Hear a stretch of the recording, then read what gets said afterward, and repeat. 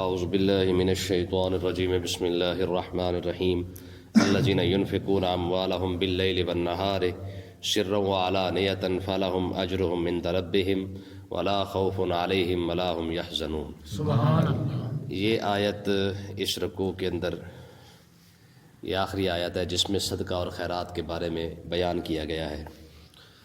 یہاں پہ اللہ تبارک و تعالیٰ نے پیچھے کیونکہ بیان کیا گیا تھا کہ چھپا کر دیں تو بھی اچھا ہے، دکھا کر دیں تو بھی اچھا ہے۔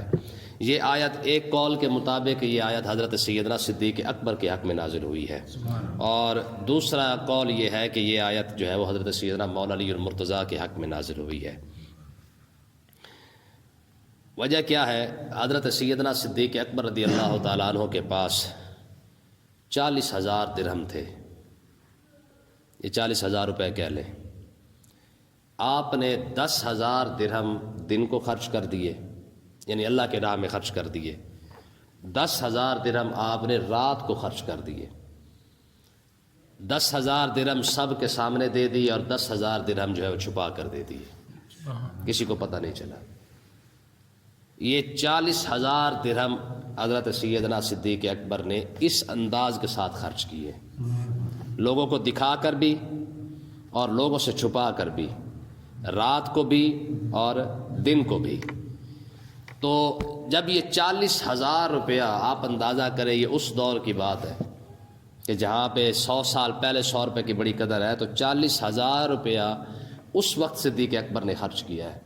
اور حدیث پاک کے اندر آتا ہے کہ جب آقا علیہ السلام ہجرت کرنے لگے تب بھی سیدنا صدیق اکبر کے گھر میں اس وقت 40,000 روپے پڑا ہوا تھا، اور آپ سارا کا سارا ساتھ لے گئے تھے۔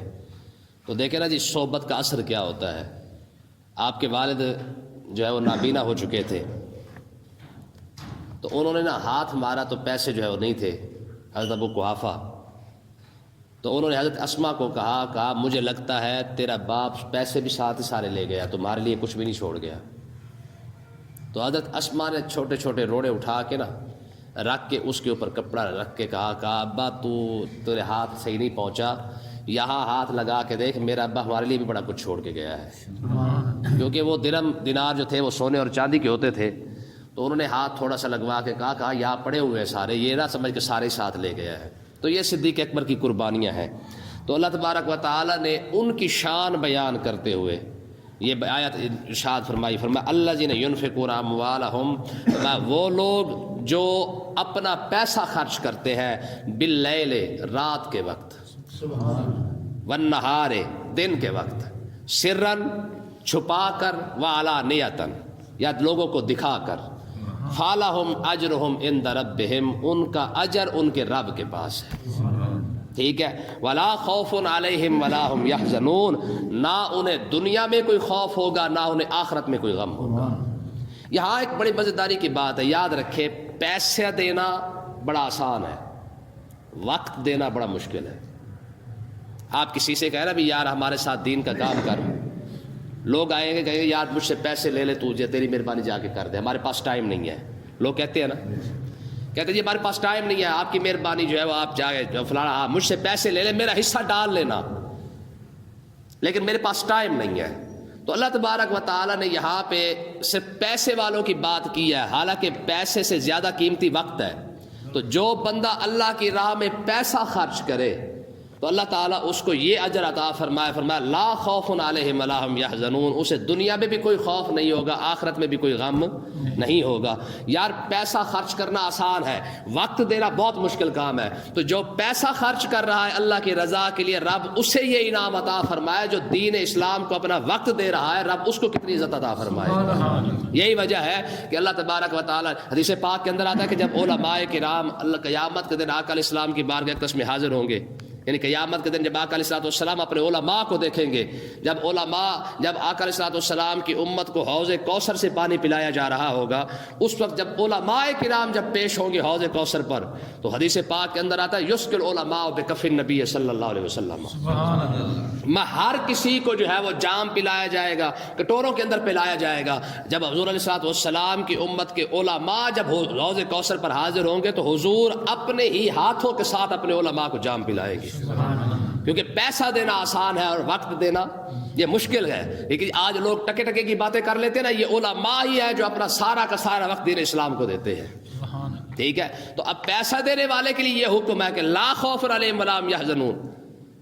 تو کیا خیال ہے کہ جو اپنا وقت دے رہا ہے، جو 24 گھنٹے مسجد کے اندر بیٹھا ہے، 24 گھنٹے مدرسے کے اندر بیٹھا ہے، جو اتنا ٹائم اپنے دین کو دے رہا ہے، رب اسے کتنا بڑا اجر عطا فرمائے گا. تو ایک بات تو یہ سیدنا صدیق اکبر کی ہوگی کہ ان کے پاس 40,000 روپیہ تھا، رب نے زیادہ پیسہ خرچ کرنے کی وجہ سے اس کی قدر فرمائی ہے. ٹھیک ہے، اتنا بھی نہیں کہا کہ چل یار 40,000 سے بہتر ہے 10,000 خرچ کر دیتا ہوں. جیب میں ہزاروں روپیہ ہونے کے باوجود پھر بندہ 10 روپے ڈھونڈ رہا ہوتا ہے کہ نہیں ہوتا؟ مسجد میں دینے کے لیے تو 10 روپے ہی ڈھونڈتا ہے، زیادہ سے زیادہ تیر مارے گا تو 100 روپے ڈھونڈ لے گا. لیکن یہ جگرا صدیق اکبر کا ہے. آقا علیہ الصلوۃ والسلام کی بارگاہ اقدس میں جب حضور نے ارشاد فرمایا بھی ہاں بھی اللہ کی راہ میں صدقہ دینا ہے، اپنا اپنا مال لے آؤ، تو یہ صدیق اکبر ہی ہے جو اپنا سارا گھر اٹھا کے آقا علیہ السلام کی بارگاہ میں پیش کر دیا. اچھا، ایک اور صحابی نے عرض کی، انہوں نے کہا یا رسول اللہ میرا دل کرتا ہے کہ میں اپنا سارا مال خرچ کر دوں. حضور نے فرمایا نہیں، اپنے لیے بھی رکھ، اپنے اہل و عیال کے لیے بھی رکھ، گھر والوں کے لیے بھی بچا کے رکھ. ایسا نہ ہو کہ تو دنیا سے چلا جائے اور تیرے گھر والے پیچھے سے مانگتے رہے. یہ بات حضور نے صدیق اکبر کو نہیں کی. ایک صحابی کو فرما دی ہے کہ بھائی اپنے لیے بھی بچا کے رکھ، سارا خرچ نہ کرنا.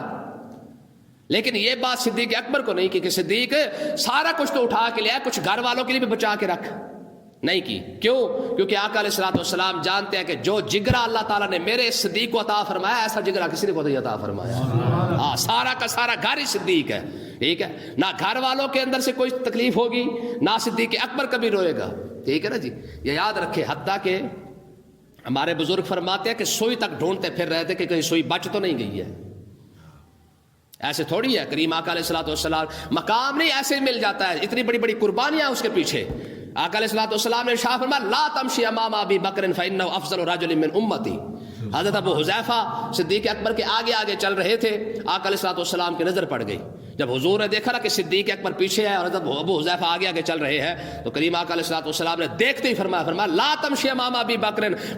آج کے بعد میری تمام امت یہ بات غور سے سن لے، میرے صدیق اکبر سے آگے کوئی نہ چلے. ہاں، جب صدیق چل رہا ہو تو کوئی بھی شخص صدیق اکبر سے آگے نہ چلے. فإنه افضل رجل من امتی، میرا صدیق میری تمام امت سے زیادہ افضل ہے. سبحان اللہ. یہ حدیث ہے کہ آقا علیہ الصلوۃ والسلام نے ارشاد فرمایا کہ جب سورج طلوع ہوتا ہے نا، اور جب عین کعبے کے دوپہر کے اوپر جب کعبے کے بالکل درمیان میں آ جاتا ہے، تو حدیث پاک کے اندر آتا ہے کہ یہ سورج جو ہے وہ رک جاتا ہے، فرشتے اسے کھینچتے ہیں پھر بھی نہیں نکلتا. ٹھیک ہے، ہمارے بزرگوں نے حدیث پاک کی وضاحت کی ہے. کہتے ہیں کہ جب فرشتے دیکھتے ہیں کہ سورج ٹک گیا ہے، اب آگے نہیں جا رہا، تو کہتے ہیں کہ اس وقت سورج کو فرشتے کہتے ہیں تجھے صدیق اکبر کا واسطہ تھا، تیری مہربانی اب غروب ہو جا. سبحان اللہ. ٹھیک ہے، کتنا بڑا مقام ہوگا. یہ حدیث پاک ہے. میں نے کل پرسوں بھی آپ کو سنائی تھی کہ حدیث پاک کے اندر آتا ہے قیامت کے دن رب سب کو دیدار کروائے گا، لیکن صدیق اکبر کو اکیلے بلا کے دیدار کروائے گا. کیوں؟ قربانیاں تھوڑی ہیں یار، تھوڑی قربانیاں ہیں. مجھے آپ بتائیں یار، دیکھیں آج جدید دور کے اندر پورا مکہ شہر جناب روشنیوں سے بالکل پر ہے، آباد ہے جی. کیڑی بھی نظر آ جاتی ہے رات کو، اتنی روشنی ہے وہاں پہ. 1400 سال پہلے کیا تھا ہے جی؟ دیے ہی تھے نا، وہ بھی گھروں کے اندر. یار خود میرے نبی کے ساتھ غار کے اندر ہے جی، بیٹی کے لیے حکم یہ ہے کہ تو نے کھانا پکانا ہے اور کھانا لے کے آنا ہے. بیٹے کے لیے حکم یہ ہے کہ تو نے باہر جا کے بیٹھنا ہے اور لوگ جب باتیں کریں نا تو ذرا دیکھنا ہے کہ ایسا تو نہیں کہ ہماری خبر تو نہیں پہنچ گئی ہے. تم نے پورے حرم کے اندر جو حال حوال ہو رہا ہے وہ شام کو آ کے اس کی خبر دینی ہے. غلام کو حکم یہ ہے کہ تو نے سارا دن بکریاں چرانی ہے اور پھر وہ بکریاں لے کر کسی نہ کسی بہانے سے غار کے دانے پر آ جانا ہے تاکہ آقا علیہ الصلوۃ والسلام کو جو ہے وہ دودھ پلایا جا سکے. سبحان اللہ. پورا گھر ڈیوٹی پہ لگا ہوا ہے. ٹھیک ہے، تو آقا علیہ الصلوۃ والسلام کے پاس حضرت اسماء بنت ابی بکر رضی اللہ تعالیٰ عنہ. یار کون جوان لڑکی کو رات کو باہر بھیجتا ہے، اور وہ بھی خاص کر عرب والے. ٹھیک ہے جی، جن کی غیرت کی حد ہی کوئی نہ ہو، سب سے زیادہ غیرت والے لوگ. دور جاہلیت کے اندر ایک واقعہ لکھا ہے، کہتے ہیں کہ دیہاتی کی نا برات گئی. جب برات واپس آئی تو جس گھوڑے پر اس کی دلہن بیٹھی ہوئی تھی نا، تو جیسے ہی وہ دلہن گھوڑے سے اتری تو اس نے اپنے گھوڑے اس گھوڑے کی ٹانگی کاٹ دی. لوگوں نے کہا یہ کیا کیا تو نے؟ دیہاتی کہنے لگا میری غیرت گوارا نہیں کرتی ہے کہ جس گھوڑے پر میری گھر والی سوار ہوئی ہے وہ گھوڑا کوئی اور نہ استعمال کر لے. کتنے غیرت والے لوگ تھے. کہا میری غیرت گوارا نہیں کرتی کہ اب جس گھوڑے پر میری گھر والی بیٹھی ہے یہ گھوڑا کوئی اور نہ استعمال کرے. تو آپ بتائیں جب ایک دیہاتی بندے کی غیرت کا یہ عالم ہو تو صدیق اکبر تو پھر صدیق اکبر ہے. ٹھیک ہے نا جی. لیکن کیا ہے سب کچھ حضرت حسان بن ثابت نے کہا تھا فَإِنَّ أَبِي وَوَالِدَتِي وَإِرْضِي لِإِرْضِ مُحَمَّدٍ مِّنْكُمْ بِكَاءُ. حضور ہمارا تو سب کچھ آپ پر قربان ہے, ہمارے ماں باپ ہو ہماری اولاد ہو. تو یہ عملی نمونہ صدیق اکبر نے پیش کیا ہے. ٹھیک ہے جی. تو کہنے کا مقصد یہ ہے کہ جب اتنی بڑی بڑی قربانیاں ہو نا رب ان کی شان میں قرآن کی آیت نازل فرماتا ہے. اور پھر دیکھیں پھر پورا گھر ہے. بیٹی کی شان کے اندر قرآن کی 18 آیتیں موجود ہیں اور ابے کی شان کے اندر قرآن کی 300 آیات موجود ہیں. ٹھیک ہے جی. یہ پورا گھر ہے کہ نہیں ہے. حضرت ام رومان یہ صدیق اکبر کی گھر والی ہے. آقا علیہ الصلوۃ والسلام نے انہیں دیکھ کر فرمایا تھا, فرمایا من اراد ان ینظر الی حور العین فلینظر الی ام رومان. آقا علیہ السلام نے ارشاد فرمایا جو شخص جنت دنیا کے اندر حور عین کو دیکھنا چاہے فلینظر الی ام رومان, وہ ام رومان کو دیکھ لے, سمجھ لے اس نے جنت کے اندر حور عین کو دیکھا ہے. حور عین وہ ہے جو تمام حوروں کی سردار ہے. ٹھیک ہے جی. تو مطلب کہ یہ ہے کہ اللہ تبارک و تعالیٰ نے یہ صدیق اکبر کی شان بیان فرمائی ہے. تو ایک روایت کے اندر یہ آتا ہے کہ یہ آیت حضرت سیدنا مولا علی رضی اللہ تعالیٰ عنہ کے حق میں نازل ہوئی ہے. یار خدا کی قسم ہم کیسے صاف ستھرے لوگ ہیں, ہم تو سب کو ماننے والے ہیں. ٹھیک ہے جی. اب یہ صدیق اکبر کی شان ہے. اب مولا علی کی شان دیکھیں. مولا علی کے پاس 4 درہم تھے. کتنے؟ 4. صدیق کے پاس 40,000 ہے, وہ خرچ کر دیا. مولا علی کے پاس 4 روپے ہے اور کیا ایک رات کو خرچ کر دیا, ایک دن کو خرچ کر دیا, ایک دکھا کر خرچ کر دیا, ایک چھپا کر خرچ کر دیا. 4 روپے تھے, 4 روپے کے 4 روپے اسی طریقے سے خرچ کیے. تو روایت یہ ہے, دوسری روایت کے مطابق یہ آیت حضرت سیدنا مولا علی اور مرتضیٰ کے حق میں نازل ہوئی ہے. ٹھیک ہے. کیوں؟ فرمایا رب نے اتنے تھوڑے سے جتنا جو تھا ان کا, جو انہوں نے 4 روپے خرچ کیے ہیں, رب ان کی قدر کتنی کی ہے, رب نے پوری آیت نازل فرما دی. فرمایا الذین ینفقون اموالهم باللیل والنہار, فرمایا جو رات کو 1 روپیہ خرچ کرے, دن کو 1 روپیہ خرچ کرے, لوگوں کو دکھا کے 1 روپیہ خرچ کرے, لوگوں سے چھپا کے 1 روپیہ خرچ کرے, فَلَهُمْ أَجْرٌ عِنْدَ رَبِّهِمْ, اس کا اجر تو اس کے رب کے پاس ہے. تھوڑی چیز کی رب قدر کیسے کرتا ہے. ٹھیک ہے. فرمایا کہ جس نے 1 روپیہ دکھا کے خرچ کیا, یعنی مولا علی اور مرتضیٰ نے. حدیث پاک کے اندر آتا ہے کہ سیدنا مولا علی اور مرتضیٰ نماز کے اندر کھڑے ہوئے ہیں. ایک شخص نے آ کے صدا لگا دی کہ جی اللہ کے نام پہ کچھ دے دے. اب کسی نے کچھ نہیں دیا تو مولا علی رضی اللہ تعالیٰ عنہ کے ہاتھ میں انگوٹھی تھی. ٹھیک ہے. انگوٹھی کو نا ایسے ہی پھیر کے جو ہے وہ نیچے پھینک دی. انگوٹھی ہوتی ہے نا بعض اوقات ڈھیلی ہو جاتی ہے انگلی کے اندر, تو اس کو جو ہے وہ ایسے کر کے نا رکوع کے اندر کھڑے ہوئے ہیں, رکوع کے اندر کھڑے جو انگوٹھی نیچے پھینک دی اور سائل نے اٹھا لی. ٹھیک ہے. تو حدیث پاک کے اندر آتا ہے کہ اسی وجہ سے اللہ تبارک و تعالی نے یہ آیت نازل فرمائی کہ اتنی دیر بھی صبر نہیں کیا ہے کہ ایسا نہ ہو کہ میں سلام پھروں اور سائل جو ہے نکل جائے. حضرت امام محمد باقر رحمۃ اللہ علیہ, آپ نے نا ایک بڑی قیمتی شال پہنی ہوئی تھی, چادر, بڑی قیمتی چادر تھی آپ کی. آپ غسل خانے کے اندر نہانے کے لیے گئے اور ابھی 1 قدم اندر تھا اور 1 باہر تھا. ایک پیچھے سے ایک فقیر نے صدا لگا دی, کہیں جی حضور آپ رسول اللہ کے شہزادے ہیں, یہ چادر تو مجھے دے دے. کیا کہا کہ آپ رسول اللہ کے شہزادے ہیں, یہ چادر تو مجھے عطا فرما دے. اچھا ابھی غسل خانے کے اندر کھڑے اپنے غلام کو فرمایا جلدی کر یہ چادر اسے دے دے. سبحان اللہ. آپ غسل کر کے باہر آئے اور کپڑے پہنے ہوئے تھے, تو غلام نے عرض کی حضور باہر آ کر بھی تو دے سکتے تھے نا. تو کھڑے وہیں پہ اتنی جلدی کیا تھی کہ وہیں کھڑے ہی آپ نے جو ہے وہ کہہ دیا کہ یار جلدی کرو چادر اس کو دو. آپ نے فرمایا میں نے اس لیے جلدی کی ہے کہ ایسا نہ ہو کہ نہاتے وقت شیطان دماغ کے اندر کوئی ایسی بات ڈال دے اور میں یہ نیکی کرتے رہ جاؤں. یار ہم نے بھی کبھی یہ باتیں سوچی ہیں. ٹھیک ہے. کہ ان لوگوں کو نیکی کا لالچ اور رغبت کتنی تھی کہ اتنا بھی گوارا نہیں کیا کہ غسل خانے سے باہر آ جائے. فرمایا ایسا نہ ہو کہ میں جو ہے وہ نہانے لگ جاؤں اور شیطان ہمارے دل میں جو ہے وہ بات ڈال دے, جیسے قرآن مجید کی پیچھے آیت پڑی تھی کیا شیطان یعدکم الفقر, شیطان جب تم اللہ کی راہ میں دینے لگو گے شیطان 1000 بہانے تمہارے دل میں ڈال دے گا, یہ کیا کرنے لگا, تمہاری تو جیب بھی خالی ہو جائے گی. تو اللہ تبارک و تعالی نے اس آیت کے ذریعے سیدنا صدیق اکبر کی شان کو بھی بیان فرمایا ہے، اسی آیت کے ذریعے سیدنا مولا علی اور مرتضیٰ کی شان کو بھی بیان فرمایا ہے۔ تو اس سے سبق کیا نکلتا ہے کہ تم زیادہ خرچ کرو خلوص کے ساتھ۔ ہاں مخلص ہو کے بندہ خرچ کرے، چاہے دکھا کر بھی کرے، اللہ تعالیٰ اس کی بھی قدر کرتا ہے۔ ہاں ارادہ نیک ہونا چاہیے، ریاکاری، دکھاوا نہ ہو، بناوٹ نہ ہو، تسنع نہ ہو۔ ہاں اگر کرتا واقعی اللہ کی رضا کے لیے، مقصد یہ کہ میرے مالک اس لیے دکھا کے دے رہا ہو تاکہ تیرے بندے جو ہے وہ دیکھیں گے، ان کے دل میں بھی خواہش پیدا ہوگی یار اگر یہ نیک کام کر رہا ہے تو مجھے بھی کرنا چاہیے۔ اس سے سبق یہ ہے ہمارے لیے کہ اگر کوئی زیادہ مال اللہ کی راہ میں خرچ کرے، رب اس کی بھی قدر کرتا ہے، اگر کوئی تھوڑا مال خرچ کرے، رب اس کی بھی قدر کرتا ہے۔ ٹھیک ہے، حضور علیہ السلام کے صحابی ہے حضرت عقیل۔ آقا علیہ السلام نے ارشاد فرمایا کہ جاؤ اپنا اپنا مال جو ہے وہ صدقہ لے آؤ، تبوک کی طرف تیاری کرنی ہے، جانا ہے، اللہ کی راہ میں اپنا مال خرچ کرو۔ اب ظاہر ہے سب کے پاس کچھ نہ کچھ تو تھا، تو یہ حضرت عقیل رضی اللہ تعالیٰ عنہ، یہ انصاری صحابی ہیں، یہ ایک یہودی کے پاس گئے، انہیں جا کے کہنے لگے یار میں تیرے باغ کو پانی دیتا ہوں تو مجھے کیا دے گا؟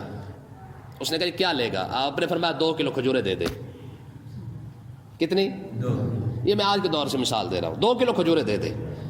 اس نے کہا جی ٹھیک ہے۔ وہ ساری رات آپ پانی لگاتے رہے اس کے باغ کو، مشق کے یار وہ کہاں کنواں ایسے جناب پانی کھینچنے کے بعد مشق بھرنا، مشق اٹھا کے اپنے کندھوں پہ لانا اور پھر پورے باغ کو پانی لگانا آسان کام ہے؟ آج تو ہماری قوم کہتی جی پھر اتنا مشکل کام کیسے ہو سکتا ہے؟ یہ صحابہ ہی ہے جن کی اتنی بڑی بڑی قربانیاں، تب جا کے رب ان کو سرٹیفکیٹ دیتا ہے رضی اللہ عنہم ورضوا عنہ۔ جتنی مشقت زیادہ ہوگی انعام بھی تو اتنا زیادہ ہوگا نا۔